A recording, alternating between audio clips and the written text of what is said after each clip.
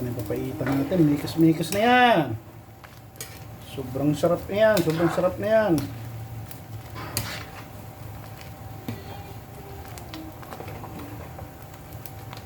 Ito guys, yung gagawin natin papaitan. May tuwalya, may atay. Dito yung laman loob guys. Gamitin natin na pampaasim sa kanya. Itong kalamansi na to. Ito yung pampapaitan. Yung upload niya guys. Yung pag-isa natin. Ihiwain muna natin ng medyo maliliit lang para madali lumambot. Sarap talaga ang papaitan guys, lalo na kung medyo malamig ang panahon. Medyo umulan-ulan. Sarap humigot ng sabaw. Gasa natin may guys. Para malinis yung lulutuin natin. Kasi may kis sa akin yan. Sobrang sarap na yan. Ito yung ginagawa rin guys. Ano? Go to Batangas. Ito rin yun. Ganito rin yun, kaya lang. Tapos gusto ng mga kasama ko rito, papaitan. Okay, isa na natin yung bawang sibuyas luya. Sabay-sabay na natin yan. Dagdagan pa ng garlic yan. Matutuwa si insan yan. Ikot-ikot muna natin guys. Ikot-ikot muna yung laman loob. Pabutin muna natin, pabutin muna. Guys, ito na. Mikos-mikos na natin. Ito na yung papaitan natin. Ginisa muna natin yan guys. Medyo patutuyo-tuyoin lang natin ng konti yung sabaw niya bago natin ilagyan ng panibagong sabaw. Ginisa natin sa luya at saka bawang sibuyas para mawala yung lansa ng baka. Guys, yung papaitan. Tapos lalagyan ko ng konting suka yan bago natin lagyan ng sabaw. Ewan ko sa iba, basta pagluto ng papaitan ganito. May kanya-kanya diskarte ang pagluto ng papaitan lang.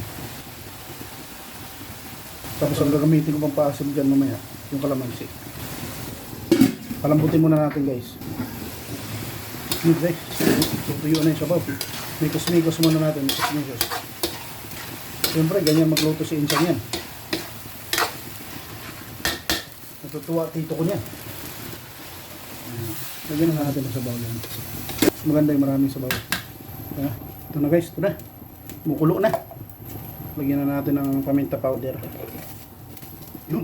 So, lalagyan natin ng kunting bitsin tsaka magic sarap. Ito na yung papaitan natin guys. Ito na. Mukulo-kulo na. Siyempre, lalagyan natin ng asin yan. Ping, ping, ping, ping. Tsaka patis. Lalagyan natin ng patis guys. Siyempre, tag-chain lang natin. Okay na yan. Pampalasa lang. Pag masyado maalat, baka kasakit tayo sa bato. Ito na yung updo guys. Ito na yung updo. O sa probinsya, pwede ito lukuin nun sa era. Karabaw, no? So, ilalagay na natin guys yung kalamansi natin. Itong pampaasim natin sa papaitan. Yung iba, gumagamit yan ng tamarin. May kamyas. Kanya-kanya diskarte lang yan guys. Yung iba, suka nga lang ginagamit eh. Lagyan na natin yung siling green. Tikman na natin guys yung nga niya. Siyempre yung talat niya kung okay na. Ayos, ayos.